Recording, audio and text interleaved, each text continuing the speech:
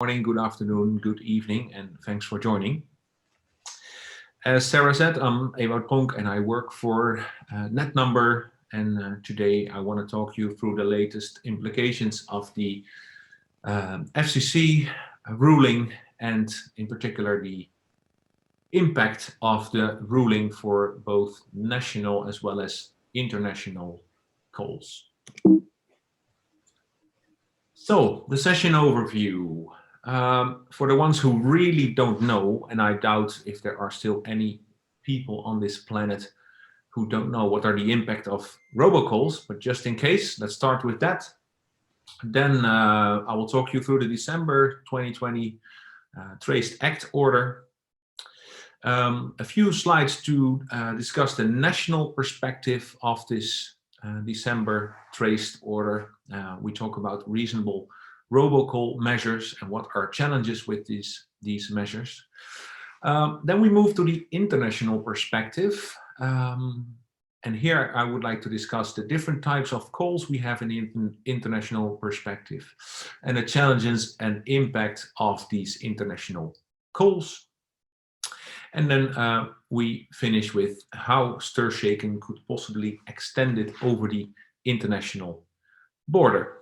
And we finish then with wrap up and takeaways. And of course, I'm happy to take questions after the webinar.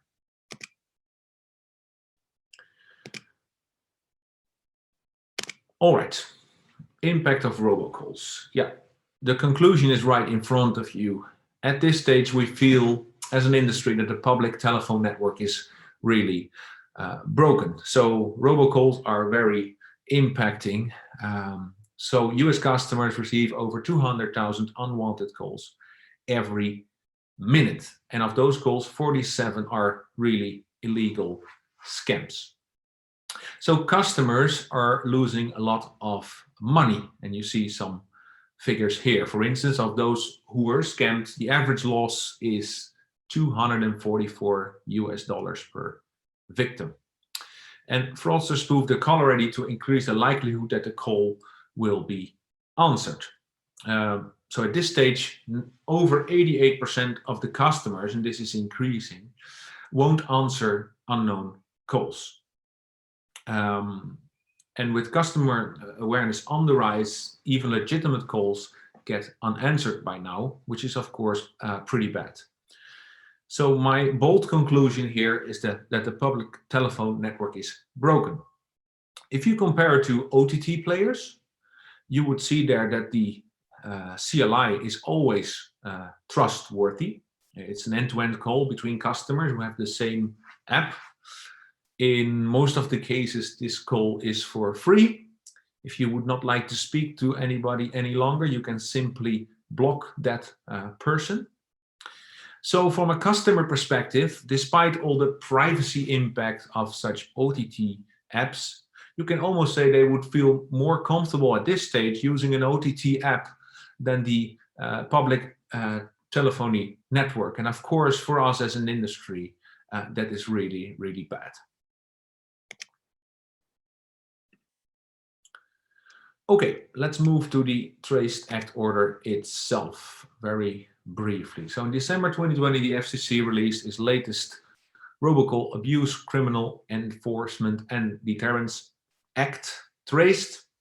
The new order encourages communication service providers in the US to block unwanted calls by extending the methods for such blocking and to fix those erroneous blocked calls.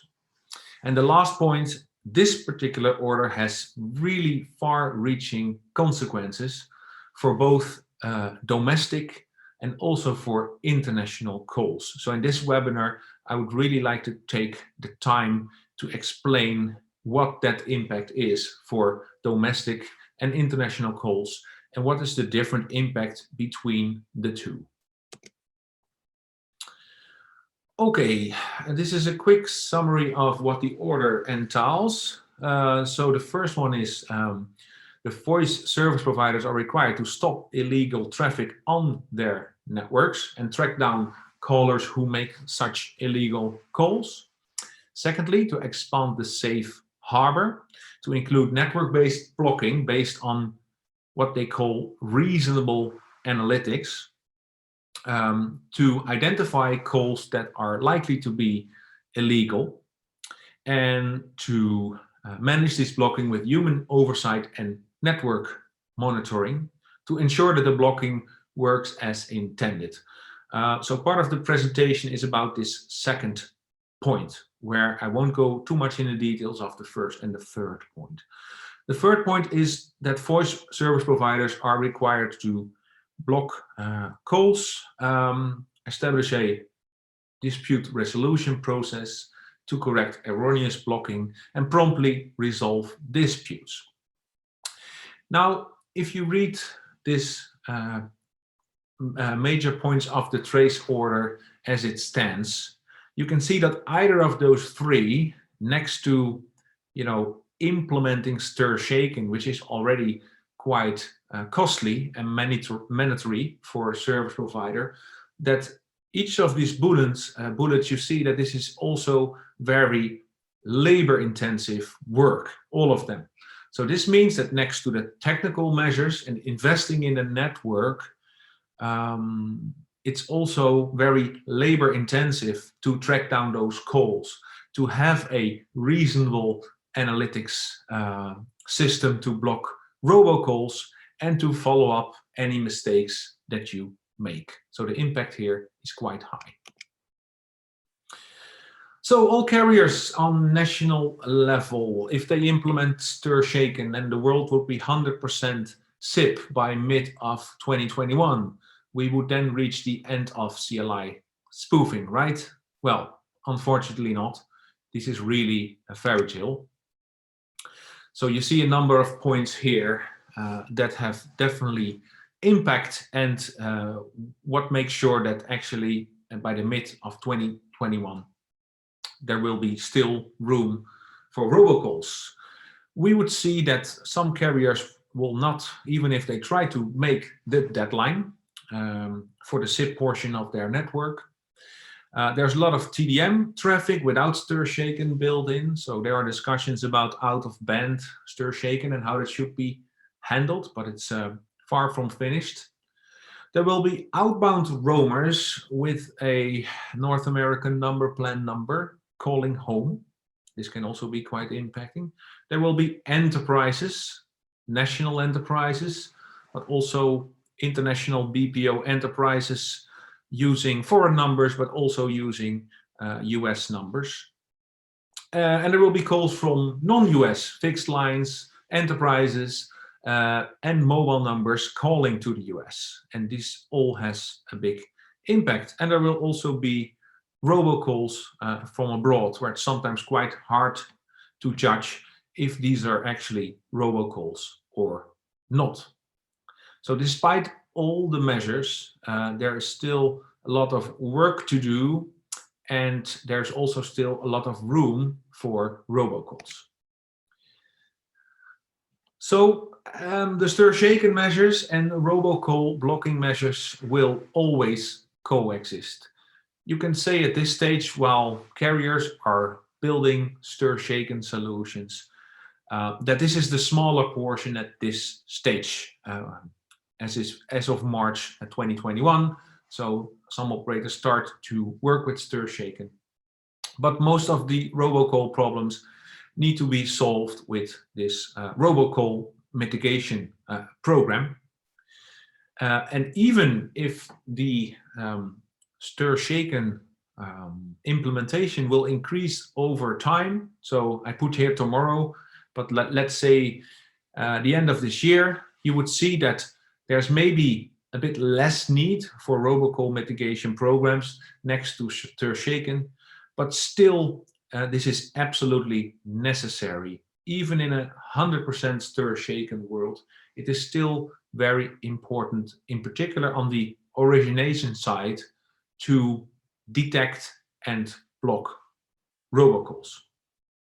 So both will coexist over time. It might just be that the robocall mitigation program will be smaller and smaller when we move into, let's say, 2022 or 2023.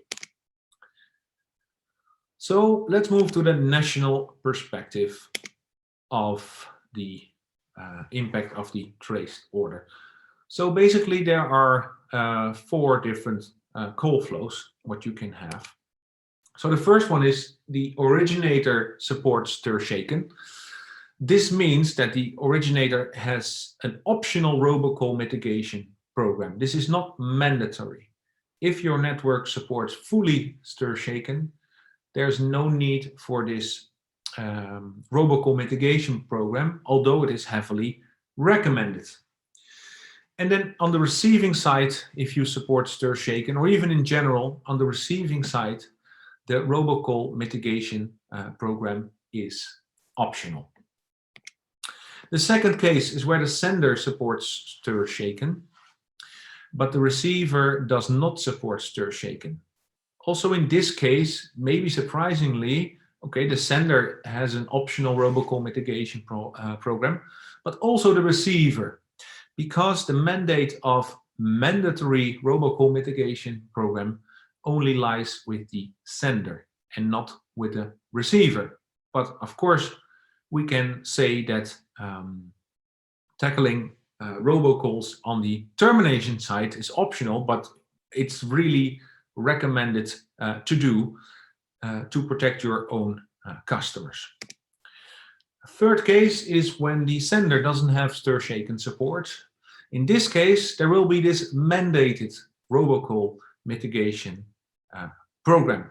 That means that the sender needs to have some kind of system or architecture that is able to prevent and detect robocalls. This is an absolute must.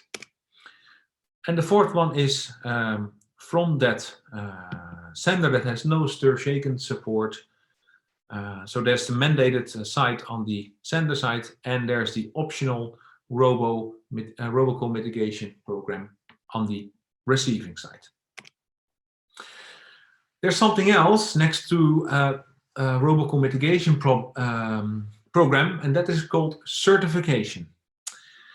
Each carrier handling North American number plan numbers, being it originators, being it transit providers or termination provider, all have to file for a certification program that explains your strategy around robocalling. So it has, for instance, to explain how you tackle robocalling on the portions of your network where there's STIRSHAKEN and on the portions of the network where there isn't STIRSHAKEN. It also implies that blocking of calls from the North American number plan arriving from uncertified SPs applies to all other SPs too. So if a service provider receives a call from an entity that isn't certified, this call should be dropped. And that is, of course, quite impacting. Sorry, one step back. So to me, sometimes it is a bit hard to understand from the regulation. What do they mean with uncertified SPs? If there isn't a STIRSHAKEN signature, the only thing you would know, because these calls are going over the voice network hop by hop, is the previous hop. So if the previous hop doesn't have certification, you should drop the call. If there is a STIRSHAKEN signature present, you actually know who signed the call. So does that mean that you actually should look at the originator of the call and not the previous hop, and then judge, does this sender have a certification or not? At this stage, this is quite unclear in the regulation what should be done. Is it the previous hop, or when you know that when there's a STIRSHAKEN signature, should you also look at the sender, if that sender is certified? So that's actually an open question at this stage. Okay, so then if you have such a robocall mitigation program, then the regulation speaks about reasonable analytics. And this term is, of course, a bit difficult, because what does it mean? What is reasonable from this perspective? So I give my own statement here. I would say that you create a system or methodology that can detect and prevent robocalls, very important, in real time, with a low percentage of false negatives or false positives, and a high percentage of true negatives and true positives. And of course, this is already complex on its own, because what is now more impacting? Is it the false positive, or is it the false negative? So are you blocking calls which aren't robocalls, or are you actually letting robocalls through that you should have blocked, right? This balance at this stage is nowhere documented. This is really up to the operator to have such a system in place. And we think that if you have such a system in place, this will not automatically all work by its own. You need people to look at the results and to correct things, etc. So even if you have systems who do this work, this is still very labor intensive. So how to come to reasonable analytics? Well, we think this kind of analytics should be based on 3 different pillars, which are industry data, traffic data, and customer data. So you have them right here. So industry data, you can see as a list of known numbers that are already known in the industry, used for robocalling. So such lists you can decide to dynamically upload to your system, so to make sure that something that is really obvious is going to be blocked. The second one is customer data. If you are on the originating site where the regulation is actually about, it would be good to also understand, if you have that information, who the customer is. For instance, if there is a thorough vetting procedure to even become a customer of that network, and other information from CRM systems that would help you in finding clues if this call can be a robocall or not. And of course, the third very important pillar is the traffic data itself. So based on the signaling data, you can basically start to limit calls dynamically, which have the pattern of a robocall. For this, you really need to look close into the signaling as well, to, for instance, not mix up robocalling and Wangiri. Wangiri is also a fraud case, but it's definitely different than robocalling. And also, of course, the risk is here that lots of the calls which have the robocalling signature are not illegal calls, but only unwanted calls. And those calls, of course, is the intention that you should not block such calls. So this is a very tight balance, even if you have the traffic data, to make sure that you are blocking the right calls. The international perspective then, that might be even more complex than the national perspective. Let's quickly look at the statement of the CTIA regarding foreign provider prohibition. So the FCC prohibits intermediate providers and terminating voice providers from accepting voice traffic directly from any service provider that does not appear in the database, including foreign service providers that uses the non-American number plan resources. And the FCC explained that this would create a very strong incentive for such foreign voice calls to file certifications.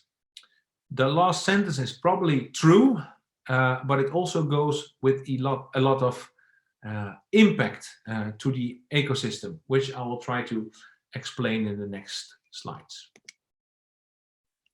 So the international perspective isn't only about calls arriving from the North American Numbering Plan CLIs. This is also about all international calls that are going towards the US.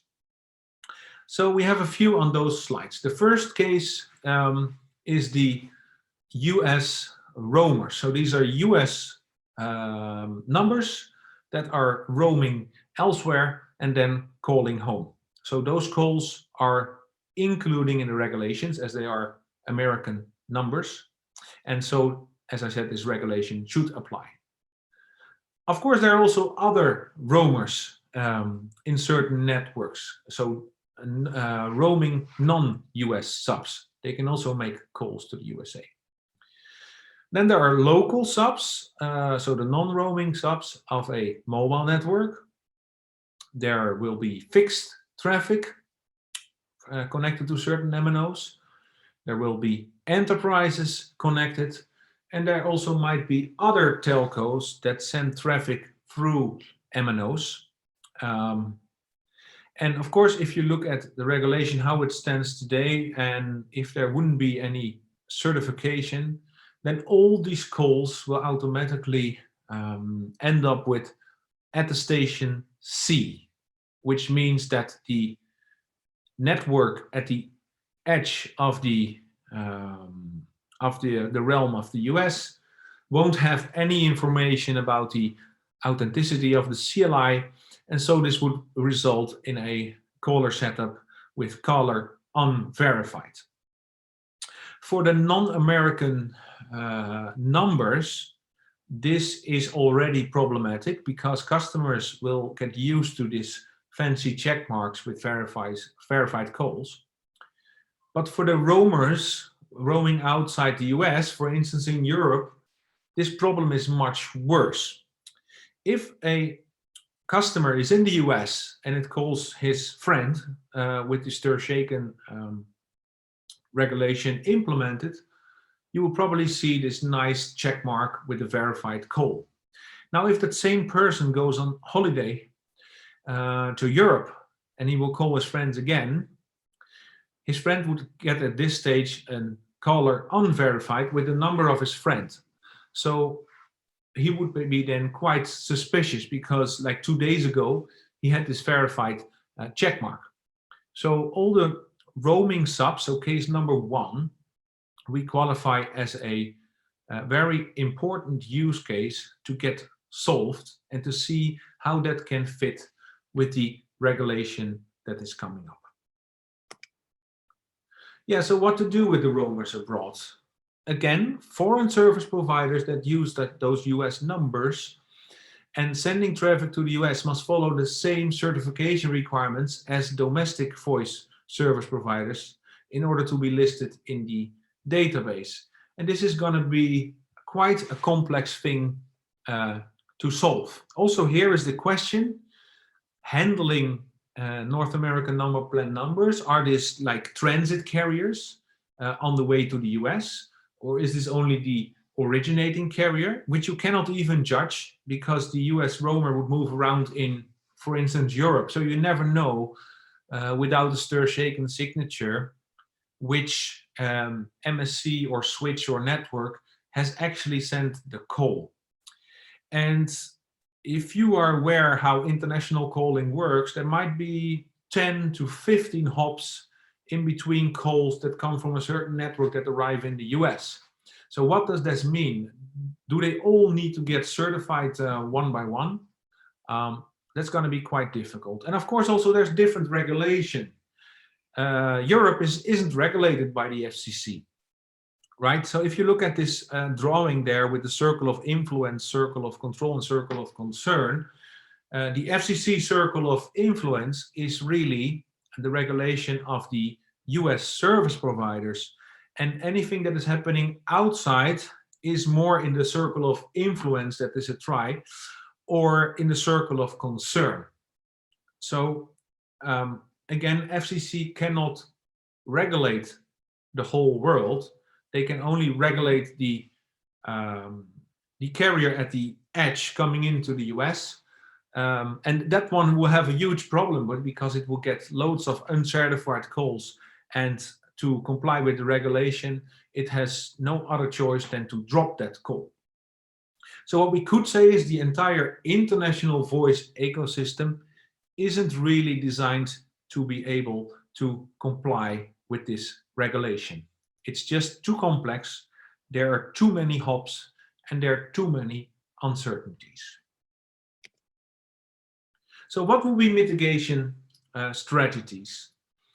Well, the first one is Volta roaming or 5G roaming.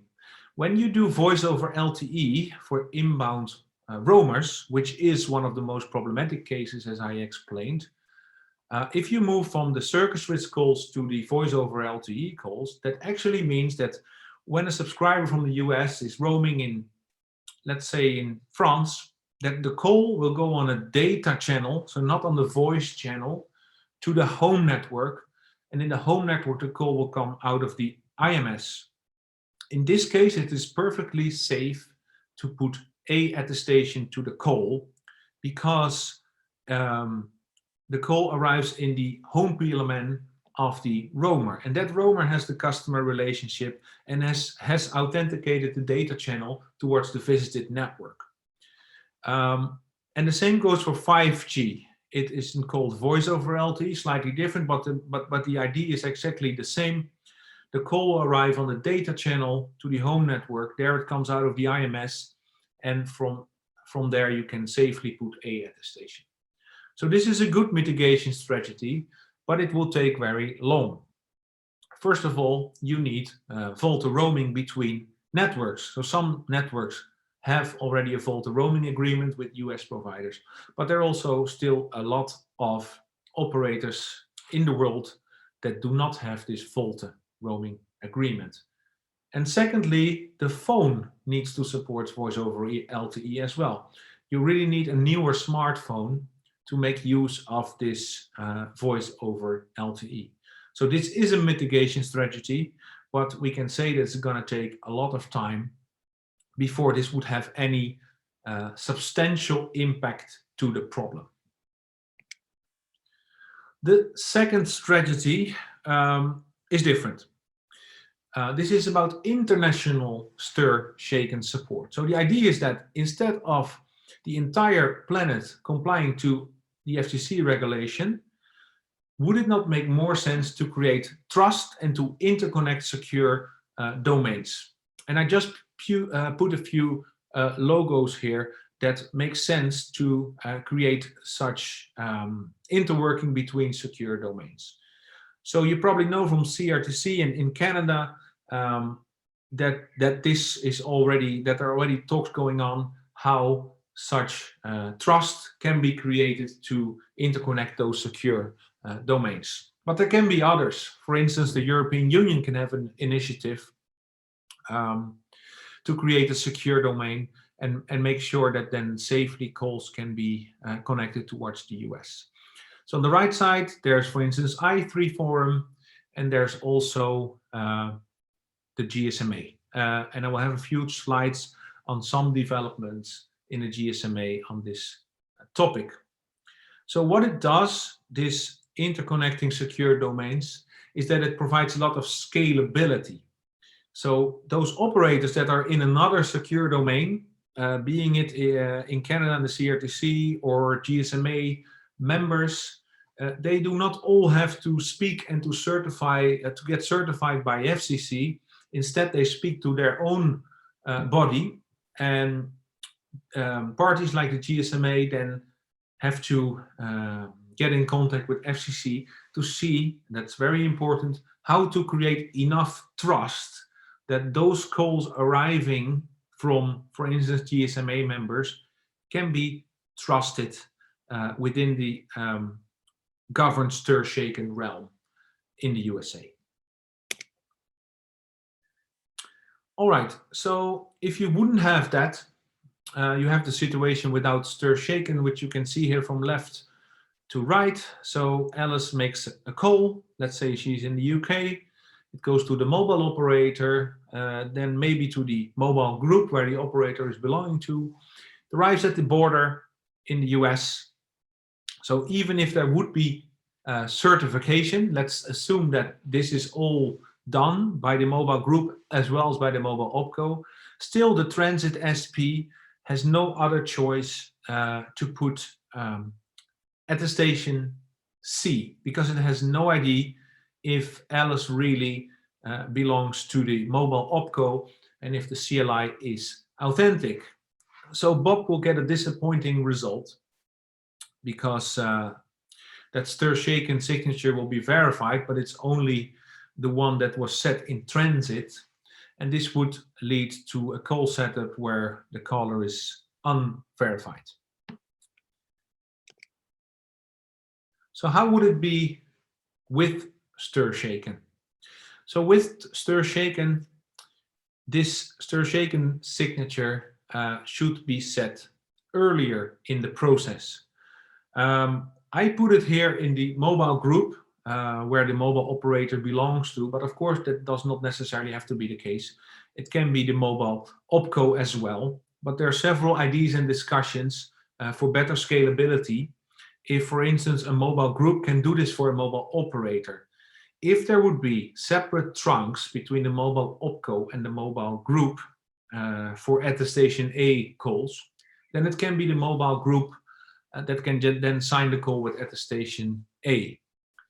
In this case, it's absolutely crucial that the mobile opco does the right thing. So it doesn't put any calls in this different trunk that aren't attestation A, because then the whole system would collapse and wouldn't work any longer. But let's assume that's not the case. Then the call will be signed before arriving to the US. You have authenticated CLI all the way, and the call will be verified, and Bob will see the famous check mark on his screen.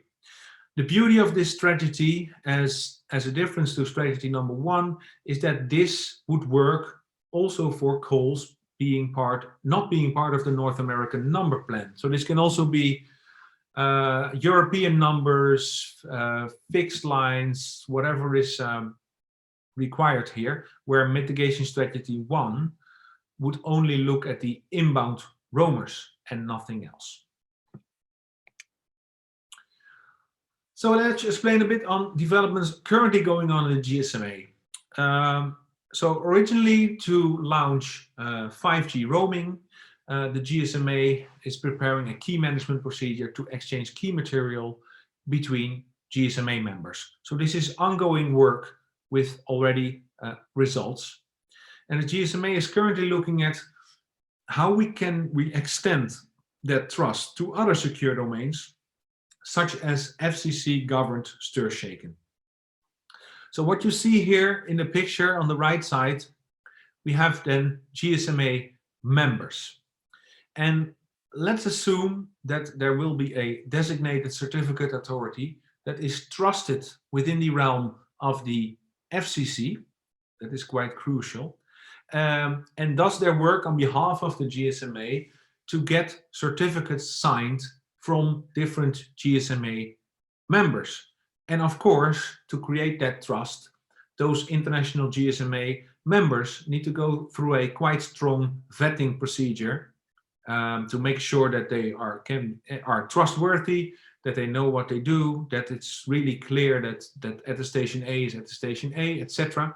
So if all these things can be done, then you can start to sign calls from GSMA members towards the US, and they would then be, hopefully for attestation A, be presented on the other side with attestation A as well.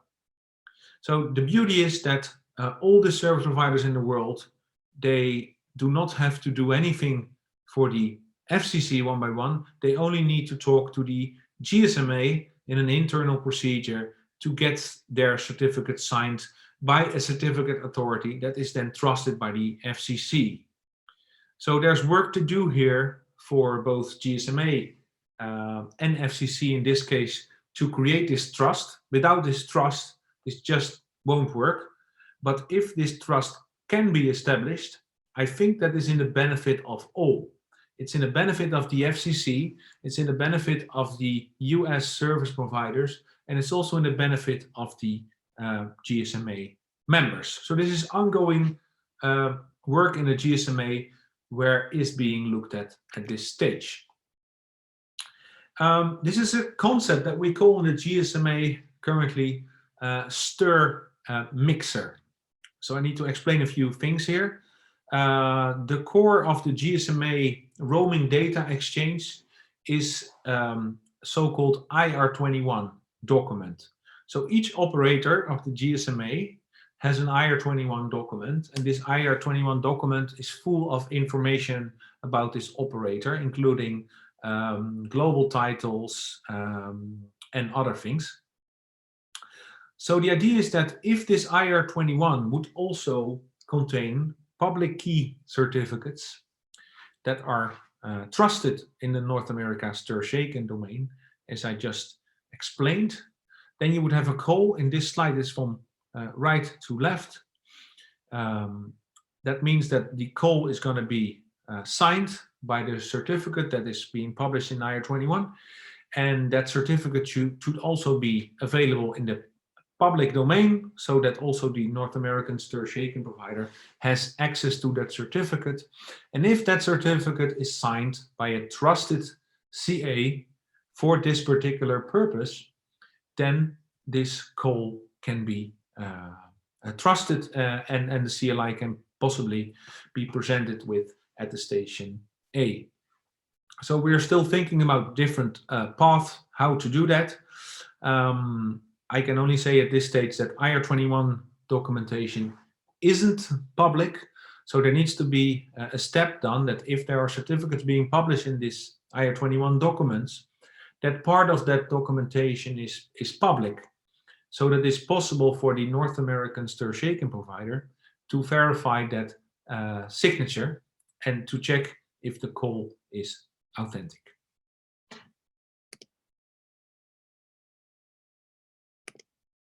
Takeaways. Well, the first one that might be disappointing, but I think you all agree that robocalls will not go away, whatever we do. Even if we have STIRSHAKEN, we still have a big problem with international calls. We have a problem with networks that have only TDM, etc. So we can mitigate robocalls in the industry to a certain extent. That's good news, but they just won't go entirely away. And to mitigate robocalls, a combination of STIRSHAKEN and a robocall mitigation program, shall exist on the originating side and preferably also on the terminating side. Whatever we can do to solve this problem should be done. Regulating the entire world under a US mandate simply does not work. The international voice ecosystem is just too complex to cope with this. You have all the originating operators that use North American numbering plan numbers for roaming. Those roamers move around, and then when they make calls to the US, there can be 10 to 15 hops in between. So if you all want to regulate that, where you have a mandate that doesn't count in this particular jurisdiction, then that's simply not gonna work. And of course, you can put that in the regulation. Well, if operators do not comply, we have to drop all the calls, but that also won't be a solution because then customers cannot make calls any longer. So we need to think about different ideas in the industry, how to work together with this mandate, such as VoLTE and 5G roaming, as well as international STIRSHAKEN. And that was my last point here. Interworking and creating trust between other domains might then just be the only way forward to tackle this problem from the international perspective. All right, this was my last slide. So thank you very much for listening to this webinar.